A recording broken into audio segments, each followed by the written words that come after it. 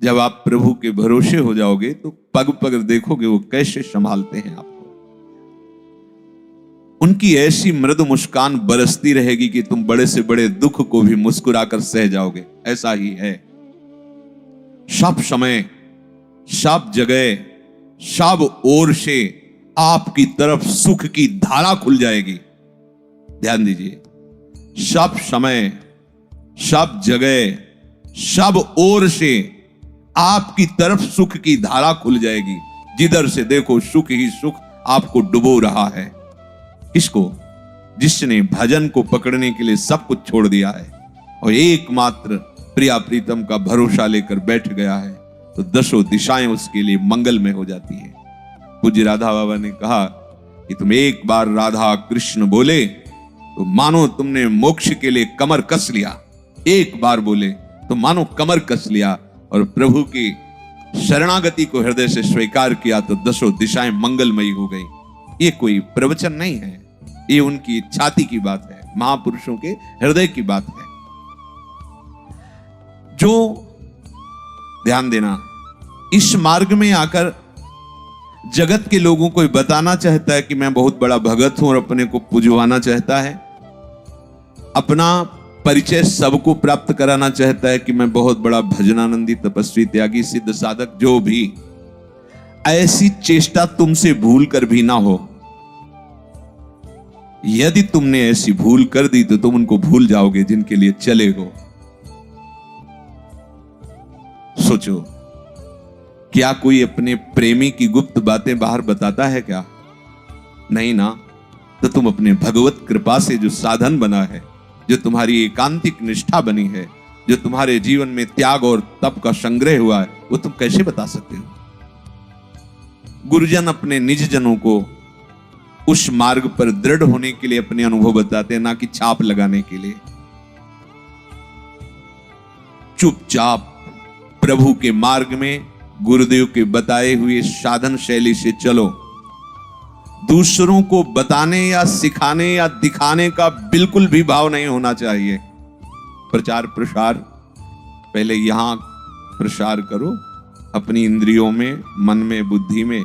जब आप भगवत स्वरूप हो जाओगे तो कोई भी प्रचार या प्रसार करने का अवसर ही नहीं रह जाएगा, क्योंकि जिधर देखोगे अपना प्रभु है, तो अब किसको उपदेश करें, किसके कल्याण के लिए सोचे, क्योंकि कल्याण स्वरूप प्रभु ही सब रूपों में विराजमान है। जब तक ये अनुभव नहीं, तब तक कल्याण करने की योग्यता नहीं, और जब कल्याण करने की योग्यता आती तो पूरी सृष्टि में कोई बचता ही नहीं है। जित देखूं तित श्याममयी, तो किसका कल्याण करे? जो उपासक जगत के लोगों से बहुत मित्रता करता है, बहुत परिचय बनाता है, प्रणाम करवाने में बड़ा सुख मिलता है। कोई साष्टांग लौटता है ना, लगता है मेरे में कुछ है, गए। ध्यान, सम्मानम कलयाति घोर गरलम, ये विष है। जिसने अपना परिचय दूसरों को देने के लिए सारा प्रयत्न किया, याद रखो, कभी भी ना तो प्रभु का परिचय पा सकता है, ना प्रभु के परिचय में आ सकता है। दोनों बातें समझ लीजिए, ना वो प्रभु का परिचय पा सकता है और ना वो प्रभु के प्रेम परिचय में आ सकता है। कोई कह सकता है वो सर्वज्ञ है, ये कैसे हो सकता है कोई प्रभु के परिचय में? आप देखो, भगवान कह रहे हैं, जो भक्त सर्वस्व समर्पण करके केवल मुझको जानते हैं, मैं केवल उनको जानता हूं, लक्ष्मी जी को भी नहीं जानता हूं, भगवान शंकर आत्मा है, उनको भी उतना नहीं। हे उद्धव, तुम्हारे जैसे निरपेक्ष प्रेमी महाभागवत को मैं जितना प्यार करता हूं, उतना अपने आप को भी प्यार नहीं करता। याद रखो, तुम्हारे ऊपर प्रियालाल की निरंतर कृपा बरस रही है, तुम उस कृपा में भींज रहे हो। कोई भी क्षण तुम्हारा उनके स्मरण से रहित ना होने पावे, वंचित ना रहने पावे। आप कहोगे हमें तो ऐसा अनुभव नहीं होता कि प्रतिपल हम पर कृपा है, तो कह रहे हैं देख लो, तुम्हारी कोई प्यारी से प्यारी और वस्तु है। कैसा महापुरुषों ने मनन किया है। यदि तुम्हें शरणागति प्राप्त होने पर, भगवत मार्ग में आने पर अभी ऐसा अनुभव नहीं हो रहा कि हमारे ऊपर प्रियाजू की कृपा बरस रही, बरसंत में वो सहजाद्भुत सौख्य धाराम, तो कोई प्यारी वस्तु है, कोई प्यारा है तुम्हारा। देखो अंदर से, उस प्यारी सी प्यारी वस्तु को, उस प्यारे से प्यारे संबंध को प्यारी जू और प्यारे जू से जोड़ो, अभी अनुभव हो जाएगा। बरसंत में सहजाद्भुत सौख्य धाराम, वो तुम पर कृपा कर रहे हैं, पल पल तुम्हें संभाल रहे हैं। सचमुच सचमुच तुम्हें मालूम नहीं वो कब से तुम्हें प्यार कर रहे हैं, तुम्हें मालूम नहीं वो तुम्हें अपनी गोद में रखे हुए हैं। एक क्षण के लिए भी वो अपनी दृष्टि से तुम्हें दूर नहीं करते, पर तुमने अपनी दृष्टि उधर की ही नहीं। क्या बात, तुमने उधर दृष्टि ही नहीं की, तुम उनसे विमुख होकर दृष्टि संसार की तरफ किए रहे। उनका कल्याणमय कर कमल तुम्हारे सर पर है, अब तुम उसके बल पर वापस लौटो। ये तुम्हारा मार्ग नहीं है। तुम पूछोगे कि ये जलन जो बढ़ रही है हमारे हृदय में, ये चिंता बढ़ रही, शोक बढ़ रही, मन घबरा रहा है, पता नहीं क्या कैसा, ऐसा लगता है कि ना कोई आग है, ना कोई जलन है, ना कोई ताप है। ये मन की विमुखता है, घबरा रहा है। अनंत बलशाली प्रभु का आश्रय लेने में घबरा रहा है, नाशवान प्रतिपल छूटने वाले विषय के छोड़ने में घबरा रहा है। ये मन की चाल है। न कोई आग है, न कोई जलन है, न शोक है, ये केवल अज्ञान है। डरना मत, आगे बढ़ो। अभी वो भूमिका नहीं आई जो निर्भय अवस्था है। आगे कदम रखोगे तो आप खुद हंसोगे अपनी इस वृत्ति पर। जो हो रहा है होने दो, तुम्हारे रोकने से रुकेगा भी नहीं। तुम तो बस अपने मंगलमय आराध्य देव की इच्छा में अपनी इच्छाओं को मिला दो। आओ, प्रवाह में बहते हैं। प्रवाह में बहने में जानते हो हाथ पैर नहीं चलाना होता। सत्प्रेम सिंधु मकरंद रसौघ धारा, अब इस धारा के प्रवाह में बहो। राधा राधा राधा। भयानक से भयानक भय भी तुम्हें भय नहीं दे पाएगा, और सुंदर से भी सुंदर कोई तुम्हें आकर्षित नहीं कर पाएगा। कब? जब राधा की धारा में बहोगे, प्रवाह में। लीला में तुम्हें वो बता देंगे अपना रहस्य। लीला में तुम्हें ऐसा जगा देंगे कि तुम कभी सोओगे नहीं। सोने का मतलब ये तमोगुणी निद्रा नहीं, मोह निद्रा, अज्ञान निद्रा। तुम्हें वो दिखा देंगे कि वो कब से तुम्हें प्यार कर रहे हैं, जब से प्यार कर रहे हैं तब से अलग ही नहीं हुए।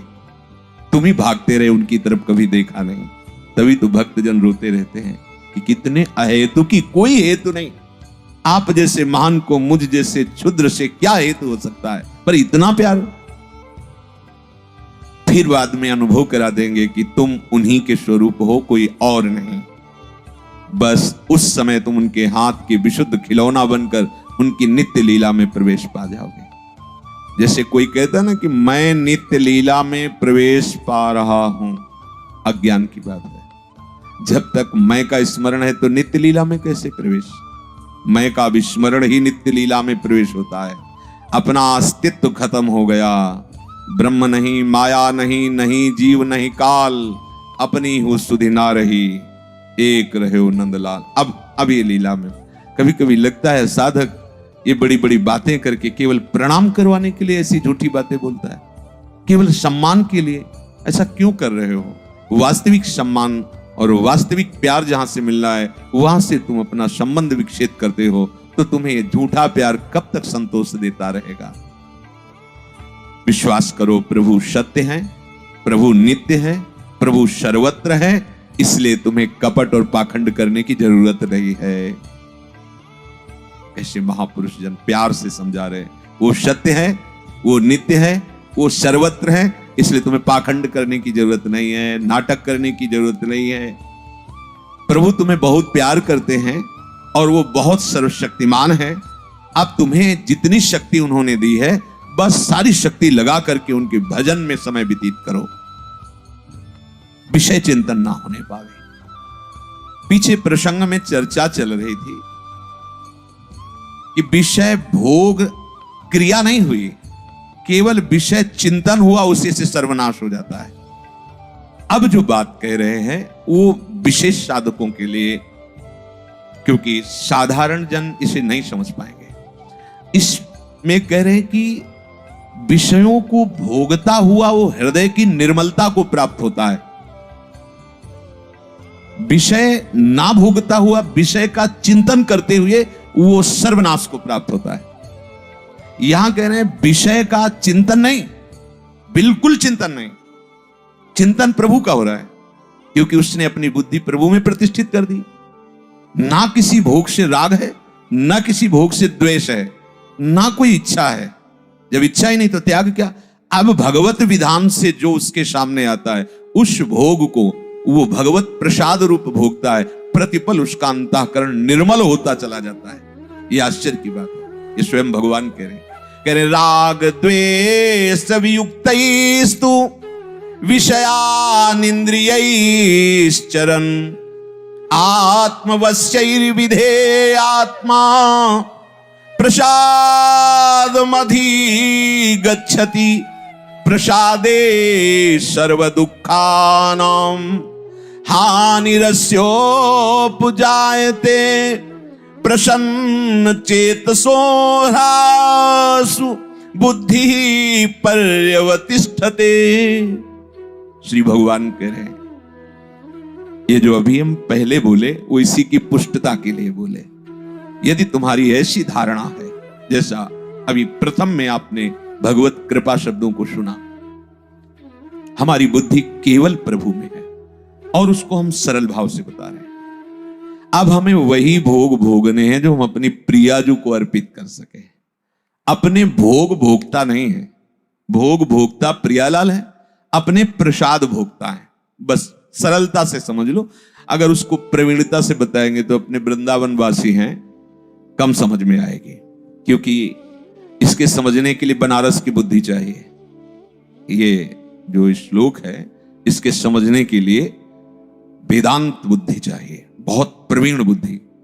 तो भक्तों की भोरी बुद्धि होती है, उनके भोलेपन में ही सारा ज्ञान छुपा होता है। अब अपने को इसको भक्ति स्वरूप में लेना है। राग द्वेष वियुक्तैस्तु, प्रभु कह रहे हैं कि यदि किसी भी विषय में राग है या द्वेष है, राग का मतलब समझते हैं प्रियता, दोष का मतलब समझते हैं अप्रियता, अनुकूलता, प्रतिकूलता, सुखद दुखद, ये है राग द्वेष। जिस व्यक्ति से अनुकूलता, प्रियता, सुख की संभावना होती है वहां राग हो जाता है।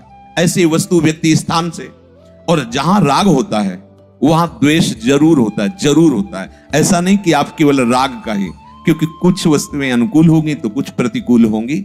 हो सकता है वही वस्तु कुछ समय बाद प्रतिकूल लगने लगे तो उसी से द्वेष हो जाए। हो सकता है वही व्यक्ति जो आज राग का कारण बना कल द्वेष का कारण बन जाए।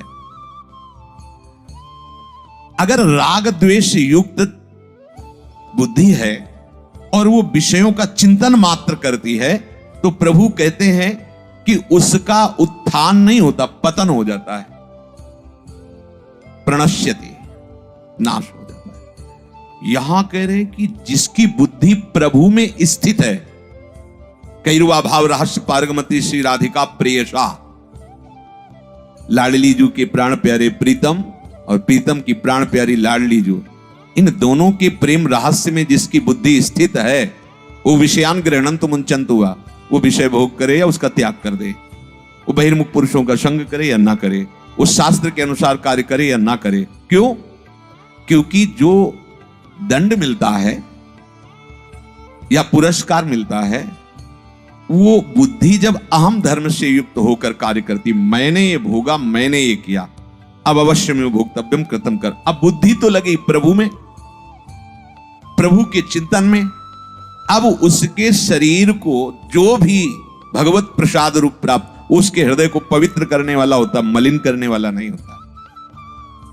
यहां कहा कि बुद्धि का प्रभु में स्थित हो जाने से वो कर्म करते हुए भी बंधेगा नहीं, विषय भोगते हुए भी वो पतित नहीं होगा।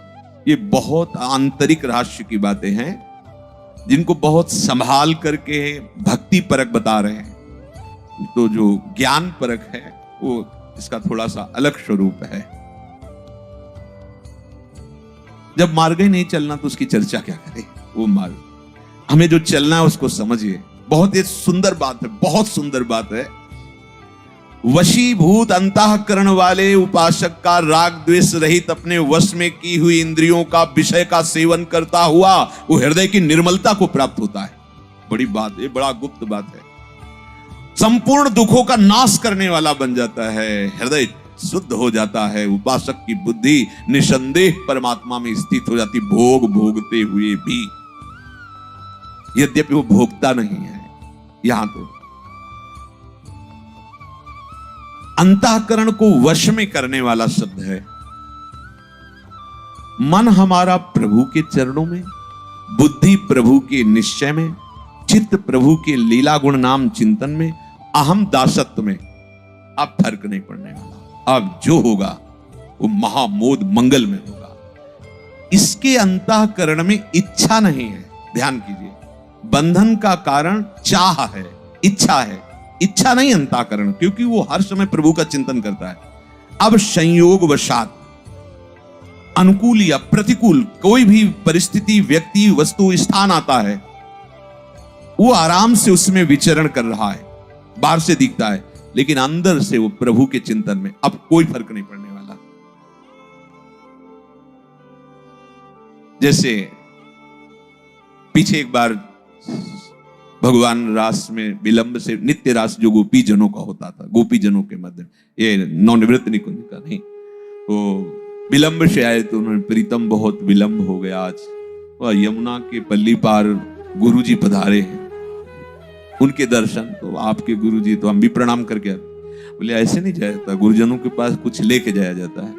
बोले कुछ विलंब तो लगेगा, समय हो जाएगा, पर हम सब तो मिल करके सुंदर सुंदर पुआ, खीर और अच्छे अच्छे पदार्थ बनाए, चलने लगी। तो उन्होंने कहा, प्रीतम यमुना जी बहुत बाढ़ी है, उनका जाके यमुना जी से कह देना कि यदि श्री कृष्ण अखंड बाल ब्रह्मचारी हैं तो मार्ग दे दीजिए।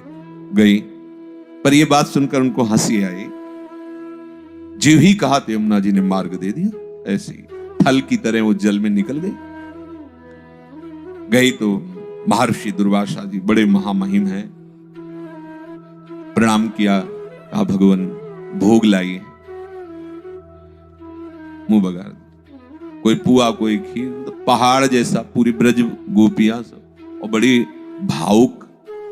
ये ब्रज क्षेत्र भाव क्षेत्र है, बड़ा भाव है ब्रज में, बड़ा भाव। धीरे धीरे हमारी मलिन बुद्धि हो जाती है, इसलिए उनके भावों को हम समझ नहीं पाते। सब खीर पूरी सब कुछ नहीं रह गया। प्रणाम किया, कहा ब्राह्मण हमें लगता है पूरे युग युग का भूखा रहा होगा, इतना भी प्रसाद नहीं छोड़ा सब बात। बोले भगवान अब आज्ञा कीजिए, जाना चाहते हैं जाइए। तो उनका जब यमुना जी बाढ़ी हैं तो आई थी, तो निकले, अब जाए कैसे? बोले कैसे आई थी? प्रभु ने कहा था कह देना कि श्री कृष्ण अखंड बाल ब्रह्मचारी हो तो मार्ग दे दो। तो यमुना जी ने मार्ग, तो बोले बोल देना यमुना जी से कि यदि दुर्वासा जीवन में अपनी रसेंद्री में दूब के रस के सिवा कुछ रखा ना हो तो मार्ग दे दो। इतनी जोर से लोटपोट हो गई गोपिया कि जैसे गुरु झूठे वैसे ही चेला झूठे। मनो लड़ुआ पूड़ी हलवा सब खा गए। कह रहे कह देना यमुना जी से अपनी जवान में यदि दूब के रस के सिवा आज तक कुछ रखा ना हो। गए यमुना जी, इसका यमुना जी ने मार्ग दिया। आश्चर्य हुआ कि यमुना जी तो सत्य वचन ही स्वीकार करती है। प्रभु के पास गए, प्रभु ने कहा आपने पवाया, दुर्वासा जी ने लेके तो कुछ नहीं पाया। बोले वो इच्छा रहित है, इस समय इच्छा रहित होकर सब पा गए पर वो कुछ नहीं पाए। बोले आपके विषय में भी जानना चाहती है कि आप, क्योंकि ब्रह्मचर्य में ये सब हंसना खेलना, ये सब लीला व्यवहार, तो उनका मेरे सिवा कोई है ही नहीं, इसलिए मैं सदैव अखंड हूं, इसलिए अखंडानंद कहते हैं। मेरे सिवा कोई है और मैं कभी किसी शरीर से नहीं खेलता, आत्मा आत्म स्वरूप में। ये जितनी गोपी जन प्रभु के पास है शरीरधारी नहीं है, ये सब आत्मस्वरूप है, आत्मस्वरूप। जब कुछ ब्रजवासियों ने उनको रोका तो जो चली थी उनसे पहले वो श्री कृष्ण के पास थी, तो शरीर तो वही आत्मस्वरूप। ये जितने भी भाव देह हैं ये आत्मस्वरूप है, ये पांच भौतिक नहीं है। ये आत्मस्वरूप, और आत्मस्वरूप में कहीं मलिन विकार की कोई गुंजाइश ही नहीं होती। तो भगवान का जो विलास है, जो लीला विलास है, वो स्वयं में स्वयं से है, दूसरा कोई है ही नहीं, स्वयं से स्वयं में। वो जब तक उस ऊंचाई पे बुद्धि नहीं होती तब तक उन्हें, हम देखते हैं गोपी और श्री कृष्ण, हम देखते हैं वृंदावन कुंज निकुंज, बहुत कुछ नहीं है, एक ही वही प्रेम स्वरूप प्रभु वृंदावन बन करके, वही प्रेम स्वरूप प्रभु कुंज निकुंजे बनकर, वही प्रेम स्वरूप प्रभु ये सब रसिक के हृदय में रस स्वरूप बनकर अपने आप से अपने आप में स्वप्रतिबिंब विभ्रमा। जैसे छोटा बालक कांच के मंदिर में अपने बहुत से चित्रों को देखकर खेलता है, प्रतिबिंब को देखकर, ऐसे प्रभु का विलास चल रहा। यही प्रश्न परीक्षित जी ने किया था, तो प्रभु ने, श्री सुखदेव मुनि ने, गोपी नाम च तत्पति नाम च सर्वेशाम में उच्च, गोपियों के, उनके पतियों के और समस्त देहधारियों के जो आत्मा है वो अपने आप से अपने आप में खेल रहे हैं। बस यही समझना है कि जब ये स्थिति प्राप्त होती है कि चित्त, मन, बुद्धि और अहम प्रभु में समर्पित हो गया, तो वो विषयों में विचरता हुआ भी निर्विषय है। और एक विषयों का त्यागी राग भाव से विषय चिंतन करता है तो भ्रष्ट हो जाता है, उसे नष्ट कहा गया। स्मृति भ्रंशा बुद्धिनाशो बुद्धिनाशात् प्रणश्यति। और एक जिसकी बुद्धि प्रभु में अचल हो चुकी है, वो विषयों में विचरण करता हुआ भी निर्मलता को प्राप्त होता है। आत्मवश्य ही राग द्वेष वियुक्त इंद्रिय। उपासक का मन प्रभु में लगा होता है, इंद्रियां प्रभु में लगी होती हैं, ऐसा समझो। जैसे आपको सुंदर सुंदर भोग सामग्री सब समर्पित की जाए, जो जो भी जाओ उस कमरे में सब भोग सामग्री, जो भोगना चाहो भोगो, इसके बाद तुम्हें फांसी दे दी जाएगी। अब बताना किसी भोग का स्वाद, किसी भोग का स्वाद भयवश तुम नहीं ले पाओगे, क्योंकि तुम्हें हर भोग में फांसी का फंदा नजर आएगा। भयानक क्लेश देने वाला हर भोग लगेगा, क्योंकि अभी अभी फांसी दी जाएगी। एक भय है ये, जो भोगों का राग नष्ट कर दिया, मृत्यु का भय। और वो अमृत पद परम प्रेम स्वरूप प्रभु में मन लग गया, अब उसे कोई भोग रुचेगा, कुछ अच्छा लगेगा, बस रुचना नहीं है, विचरण कर रहा है, कोई फर्क नहीं पड़ता। राग रख के, इच्छा रख के जिस पदार्थ, वस्तु, व्यक्ति का आप सेवन करेंगे, वही आपके बंधन और पतन का कारण है। इसीलिए अपने लिए बहुत बढ़िया उपाय गुरुजनों ने बताया है। वस्त्र भी धारण करना है तो महारानी जी को अर्पित करके, पानी भी पीना है तो आपको, भोग आप, प्रसाद आप, ठीक है। प्रसादे सर्व दुखानाम हानिरस्योपजायते। जब हम राग द्वेष रहित, अब उसमें हम, हमारी श्री जी ने पाया है, इस भाव से पाते, इसे राग नहीं कहते, इसे अनुराग कहते। आहा, हमारे प्रभु की श्रीअंग का ये पुष्प है, ये जो वस्त्र धारण की प्रभु की प्रसादी है, हमारा जीवन प्रभु की प्रसादी है। अब कोई बंधन नहीं। जैसे कहा जाता है, आप भजन करते हैं, जो आप लेते हैं वो आपका भजन नष्ट होता है, भजन से जाता है। किनका? तपस्वियों का, त्यागियों का, सन्यासियों का, भजनानंदियों का, भक्तों का नहीं। क्यों? क्योंकि भक्त कुछ भोग करता ही नहीं, वो प्रसाद सेवन, और प्रसाद से क्या होती? आत्मोन्नति होती है। प्रसादे सर्व दुखानाम हानिरस्योपजायते प्रसन्न चेतसो ह्रासु बुद्धि परिवतिष्ठिते। उसका फल होगा कि उसकी बुद्धि प्रेम विकल हो जाएगी। बहुत समझने का विषय है। ये जो बड़े बड़े महापुरुष कहते हैं, कोई भी चीज जो प्रियालाल को अर्पित ना कर सको नहीं पाना है। क्यों कहते हैं? क्योंकि वही तुम्हें बांध लेगी, वही तुम्हारे अंदर राग द्वेष पैदा कर देगी। अच्छा, प्रियाजू को अर्पित की हुई वस्तु में हमारा राग द्वेष नहीं होगा। प्रियाजू ने पाया, पहली बात ये रहेगी, क्योंकि प्रसाद है, और प्रियाजू ने पाया है, इस भाव से आप पाओगे तो वो आपके हृदय को पवित्र करने वाली है। जिसे हरिराम व्यास जी कह रहे हैं, एक एक कवल में करोड़ करोड़ एकादशी का फल है। प्रिया जी को जो पवाया गया है, कोटि कोटि एकादशी महाप्रसाद को अंश, करोड़ करोड़ एकादशी का फल लाडली लाल के उच्छिष्ट के एक एक कवल में। एक बार सत्संग में बताया था, श्री कबीरदास जी कहते हैं कि जो प्रभु को भोग लगा दिया गया उसके एक एक कण में बड़े बड़े व्रत और तीर्थ अवगाहन किए जाए तो भी वो फल बराबरी नहीं हो सकता। प्रसाद हृदय की प्रसन्नता का स्वरूप बनता है जाकर के। साधक के लिए, उपासक के लिए सबसे बड़ी सावधानी है कि हम किसी विषय के भोक्ता नहीं हैं। बहुत सावधानी से इसका स्वरूप समझना है। आपने पहले निश्चय किया कि ये जो वस्तु बन रही बड़ी स्वादिष्ट है, जल्दी से दिखा के पाले। आप भोक्ता हो, बंधोगे, हिसाब किताब होगा। बहुत सुंदर, गरम गरम श्री जी को बहुत अच्छा लगेगा इससे, और पंखा लेके बैठ गए बाहर से। आपका हृदय बार बार और ले आओ, अच्छा ये थोड़ा चटनी, अच्छा थोड़ा ये पदार्थ, मंत्र जप रहे हैं, आराम से पालो, कुछ बिगड़ने वाला नहीं। उसका भाव प्रिया जी से जुड़ा हुआ है। जहर पी गई मीरा जी, ये गिरधर का चरणामृत है। बस इस भाव में कहीं भी उनकी एक पलक भी नहीं झपी, पूरी रात कीर्तन करते हुए नाचती रही।